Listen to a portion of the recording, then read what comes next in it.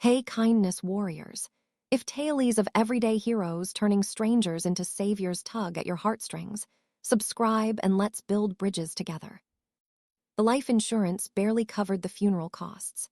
After 42 years of marriage, I found myself alone in our small house in Medford, Oregon, trying to figure out how to stretch a teacher's pension that suddenly felt impossibly thin. I was 63 years old, and for the first time since I was 20, I needed to find a job. That's how I ended up working the evening shift at Riverside Medical Center, 3 nights a week in the billing department. It wasn't glamorous, but it kept me busy, kept my mind from wandering to the empty chair at the dinner table. The shift ended at 11:30, and I'd catch the last bus home, arriving just after midnight. Except the bus schedule changed that September. Budget cuts, they said. The last bus now left at 11:00, a full half hour before my shift ended. I couldn't afford to leave early and lose those hours, so I did what I had to do. I started using a ride-share app my daughter had installed on my phone. That's how I met Robert. The first time his silver Toyota pulled up to the hospital staff entrance, I almost didn't get in. He looked to be in his late 50s with gray threading through his dark hair and deep lines around his eyes, but his rating was 5 stars. And it was nearly midnight in a poorly lit parking lot. So I climbed into the back seat and gave him my address on Cedar Street. "Long shift?" he asked, his voice kind. "Every Tuesday, Thursday, and Saturday," I replied, watching the familiar streets of Medford pass by the window. "How long have you been driving?" "About 3 years now," he said. "Lost my job at the timber mill when it closed. This keeps me afloat." Something in his voice made me look up, really look at him in the rearview mirror. He had the same worn expression I saw in my own reflection. The look of someone who'd been knocked down by life, but kept getting back up because what else was there to do? "I'm sorry," I said, meaning it. He glanced at me in the mirror and I saw a surprise flicker across his face. "Thank you," he said quietly. "Most people don't." "Well, thank you, ma'am." "Carol," I corrected. "My name is Carol." "Robert," he replied, and I saw the ghost of a smile. After that, something strange started happening.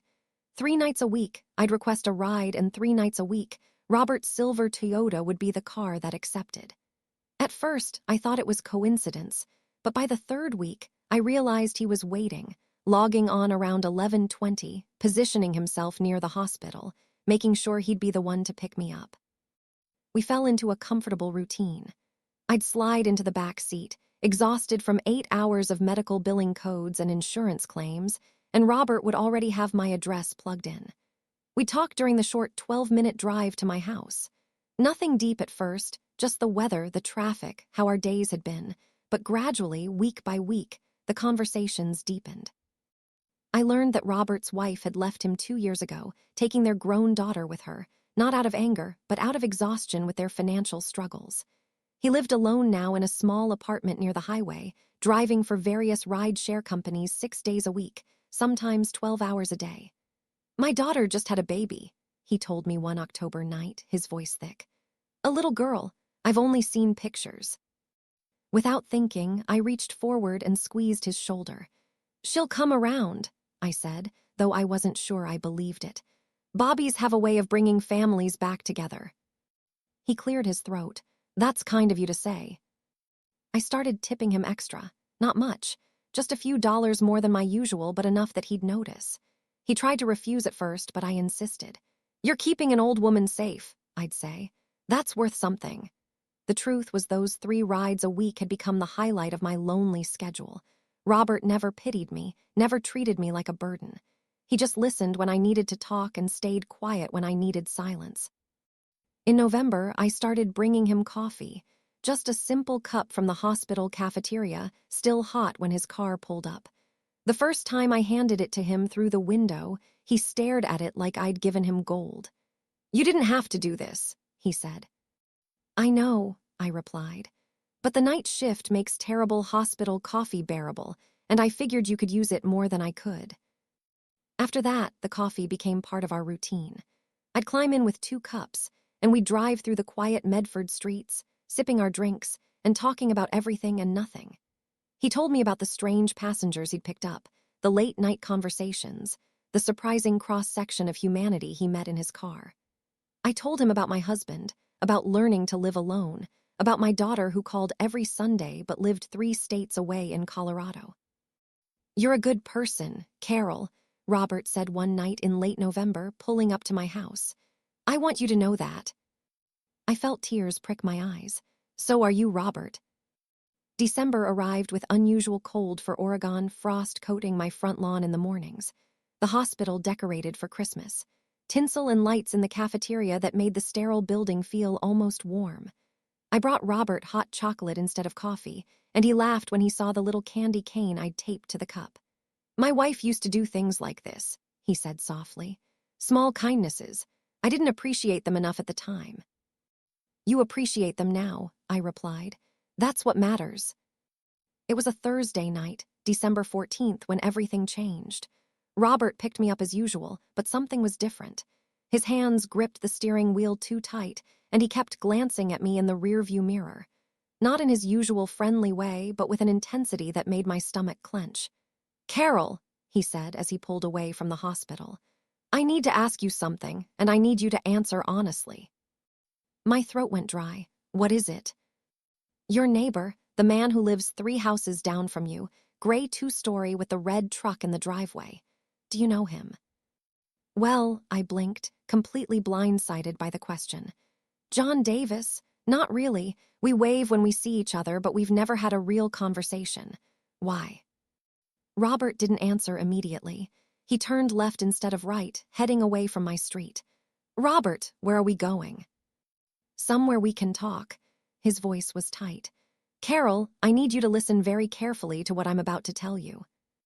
Fear spiked through me. "You're scaring me." "I know, I'm sorry, but you need to hear this." He pulled into the empty parking lot of a closed grocery store, put the car in park, and turned to face me fully. In the harsh glow of the lot's security lights, his face looked haggard. "I picked up John Davis last week," Robert said. "Saturday night around 10:30, he was drunk, very drunk, and drunk people talk." I waited, my heart hammering. He was on his phone the whole ride, arguing with someone. At first, I tried not to listen, professional courtesy, but then I heard him say, "Your address, your exact address, Carol," and he was angry. "I don't understand," I said. And these were his exact words. "The old lady at 847 Cedar is going to be a problem. She sees too much. We need to handle it before she figures it out and goes to the cops." The world tilted. "What?" "There's more." Robert pulled out his phone, his hands shaking slightly. "I started paying attention after that. Professional habit from my old security job at the mill. I started keeping track. That man, John Davis, I've picked him up 7 times in the last month. Always late at night, always drunk, always on his phone, having these intense conversations." He swiped through his phone, showing me a list of times and dates logged in a notes app. "Last night, I picked him up again. He was talking about you again, Carol," he said. "She works late Tuesdays, Thursdays, Saturdays. House is empty. I've been watching." Ice flooded my veins. "He's been watching my house." "I think so, and I think there's more going on than just watching." Robert's face was grim. "2 nights ago, I drove past your street on my way home. I saw his truck parked 2 houses down from yours at 2:00 in the morning, just sitting there, lights off, engine running." "Why would he?" I couldn't finish the sentence. "I don't know, but Carol, I need you to not go home tonight, please." "Where am I supposed to go? A hotel, a friend's house, your daughter's place if you can. Anywhere but Cedar Street?" He reached back and handed me his phone. "These are all my notes. Times, dates, things he said. I think you need to go to the police." My hands shook as I took the phone. "Why didn't you tell me sooner?" "Because I wasn't sure at first. I thought maybe I was being paranoid, reading too much into drunk rambling. But tonight, Carol, tonight I drove past your street again before picking you up. His truck was parked in front of your house." "Your house?" "And I saw him get out and try your front door. The coffee I'd drunk earlier threatened to come back up. He tried my door. It was locked, thank God. But he stood there for almost a minute, jiggling the handle, looking in the windows. Then he went back to his truck and just sat there watching your house. That's when I knew I had to tell you." But why? What have I done to him? I barely know the man. I don't know, Robert said. But I think we need to find out. And I think we need to do it safely, which means you can't go home. I sat there in his car in that empty parking lot, my whole world spinning. A man I'd waved to pleasantly for the past 2 years had apparently been plotting something sinister. And the only reason I knew was because of a ride-share driver I'd shown basic human kindness to. The Medford Inn, I finally said, my voice barely above a whisper. Take me there. I'll stay tonight and tomorrow I'll go to the police. No, Robert said firmly. We go to the police now, tonight. It's almost midnight. Carol, this man tried your door tonight while you were at work. What if he comes back? What if he has a key somehow? Robert's voice rose with urgency. We need to report this now. He was right. I knew he was right. 20 minutes later, we were sitting in the Medford Police Department, a young officer taking our statement while an older detective listened with increasing interest. I told them about my routine, about barely knowing John Davis. Robert pulled up his detailed logs, every ride, every fragment of conversation he'd documented. And you're certain, he said, handle it, the detective asked, his gray eyebrows furrowed. Positive, Robert replied. I started recording the rides after the second time, just audio for my own protection. I can play them for you. The detective's eyes sharpened. You have recordings? Yes, sir. I keep them for safety, in case there's ever an incident in my car. Passengers sign a consent when they request the ride. It's in the app's terms of service. I hadn't known that. The detective pulled out a laptop and Robert transferred the audio files. We sat there in that sterile police interview room, listening to John Davis's slurred voice talking about me, about my house, about handling the situation. The detective's face grew grimmer with each recording.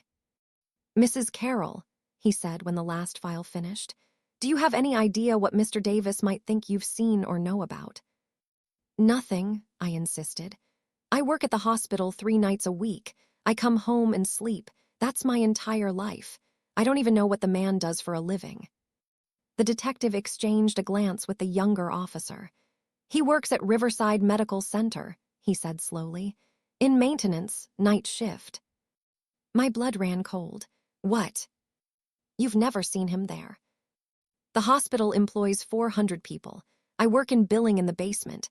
I barely see anyone except my immediate coworkers. But even as I said it, something tickled at the back of my memory. A janitor I'd passed in the hallway sometimes, always around 11, 15 when I was heading out. A man with a rolling cart, always wearing a baseball cap pulled low. I'd never looked at his face, never paid attention. The basement, I said slowly. Where the billing department is, he cleans there, doesn't he? The detective nodded. According to his work schedule, he's assigned to the basement level, administrative offices, and records storage. Records storage, I repeated, and then it clicked. Oh my God. The missing files. Everyone in the room turned to look at me. 3 weeks ago, I said, my words tumbling out faster now. My supervisor noticed discrepancies. Patient files that were billed, but the physical records were missing. Just random files, nothing that seemed connected. We thought it was a filing error, that someone had misplaced them. We've been doing an audit, going through everything manually. The detective leaned forward. What kind of files? Elderly patients, Medicaid patients, people who probably wouldn't notice or complain about billing errors. I felt sick. We haven't found them yet. The audit is still ongoing. But if someone was systematically stealing files and submitting false insurance claims, that would be healthcare fraud, the detective finished. Federal offense, serious prison time. And if he knew you were part of the audit team, the younger officer added, and he thought you were getting close to figuring out it was him. The room went silent. He works nights, I whispered. He has access to everything after hours. And I leave at 11, 33 times a week, the same schedule every week. He could watch my routine, know when I'm not home, know when to. I couldn't finish. Destroy evidence, Robert said quietly. He's been trying to get into your house to see if you've brought any work home, if you have files or notes that could connect him to the theft. The detective stood up abruptly. We need to search his property now. And Mrs. Carroll, you're not going home tonight. We'll put you in a hotel under protective watch until we can sort this out." Everything happened quickly after that. The detective made phone calls, waking up judges for search warrants. Another officer drove me to a hotel while Robert stayed to give additional statements. I sat in that generic hotel room, curtains drawn, unable to sleep, jumping at every sound in the hallway. My phone rang at 6:00 in the morning. The detective. "We found them," he said without preamble. Boxes of patient files in his garage, over 300 files spanning 2 years, and evidence of fraudulent billing claims totaling over $200,000. I sat down hard on the hotel bed. Oh my God. He's been arrested. He'll be charged with healthcare fraud, attempted burglary, and stalking. You're safe, Mrs. Carroll. You can go home. But I didn't feel safe. I felt shattered, violated. A man I'd waved to cheerfully had been plotting to break into my home, possibly to threaten me, or worse, all because I was unknowingly close to exposing his crimes. Robert picked me up from the hotel that morning. No fare, no app request. He just showed up because somehow he knew I'd need a familiar face. We drove through Medford in the early morning light, neither of us speaking for a long time. "How did you know?" I finally asked. "How did you know to pay attention, to write it all down?" He was quiet for a moment, his hands steady on the wheel. "My daughter," he said finally. "Before my wife left, before everything fell apart, my daughter had a boyfriend. Nice guy, we all thought. Successful, charming, until one day she mentioned he'd been driving past her apartment at odd hours, that he always seemed to know where she was." I watched his face in the rearview mirror. "I didn't pay enough attention," Robert continued, his voice thick with old regret. "I told her she was being paranoid, and then one night he broke into her apartment, hurt her pretty badly. That's when my wife finally had enough of me, of my inability to protect our family. She took our daughter and left, and I don't blame her." "Robert." "So now I pay attention," he said firmly. "I listen when drunk people talk. I notice when someone mentions the same address multiple times, when they talk about watching someone, handling someone, because I failed once and I won't fail again." Tears streamed down my face. "You saved my life." "You saved mine first," he replied quietly. "You treated me like I mattered, like I was worth talking to instead of just a service. You brought me coffee and asked about my day. Do you know how rare that is? Most passengers don't even look at me, Carol. I'm just the driver, but you saw me. You saw me, so I made sure to see you, too." We pulled up to my house on Cedar Street. In the morning light, it looked ordinary, safe, but I knew I'd never feel quite the same way about it again. 3 houses down, police tape cordoned off the gray 2-story with the red truck in the driveway. "Carol," Robert said as I gathered my things, "I want you to have my personal number, not the app, my actual cell phone. You call me anytime, day or night, if you need anything, anything at all." I took the card he handed me. "I will, and Roberts, thank you for everything." "Thank you," he replied, and I saw his eyes were wet too, "for reminding me why the work matters." The police investigation took weeks. They uncovered John Davis's entire operation, how he'd been stealing files for over 2 years, submitting false claims for procedures never performed, pocketing the insurance payouts. My role in the audit had indeed put me on his radar, and his drunk conversations in Robert's car revealed he'd been planning to search my house for any evidence I might have taken home, then handle me if I became too much of a problem. I testified at his trial. Robert testified too, his detailed logs and audio recordings becoming key evidence. Davis was sentenced to 12 years in federal prison. Through it all, Robert kept driving me to work and back 3 nights a week. But now I sat in the front seat, and we were no longer just driver and passenger. We were friends, bonded by circumstance and choices both of us had made to show up for another human being. 6 months after Davis's arrest, Robert's daughter called him. She'd heard about the case, read about his testimony in the news. The way he'd protected a stranger when he'd failed to protect her haunted her, she said, but in a good way, in a healing way. "She wants me to meet my granddaughter," he told me one Tuesday night, his voice breaking with joy. "She says maybe it's time to try being a family again." I squeezed his hand across the console. That's wonderful. It's because of you, he insisted. All of it. If you hadn't been kind to me, if you hadn't made me feel seen, I wouldn't have been paying attention. I would have just been another driver taking a drunk guy home, tuning out his rambling. But you taught me that small kindnesses matter, that people matter, and that saved both of us. I think about that a lot now. How a few dollar tip and a cup of hospital coffee created a ripple effect that ended up saving my life and healing Robert's family. How we never know the impact our small choices make.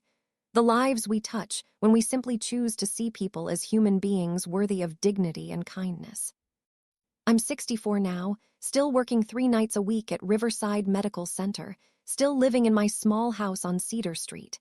But I'm not lonely anymore. Robert and I have dinner every Sunday with his daughter and granddaughter. They call me Aunt Carol. This makeshift family we've built from shared trauma and unexpected grace. Last week, a new billing clerk started in my department. Young and overwhelmed, I saw her struggling with the codes, saw her eyes fill with frustrated tears. So I brought her coffee on her second day, sat with her during break, told her it would get easier.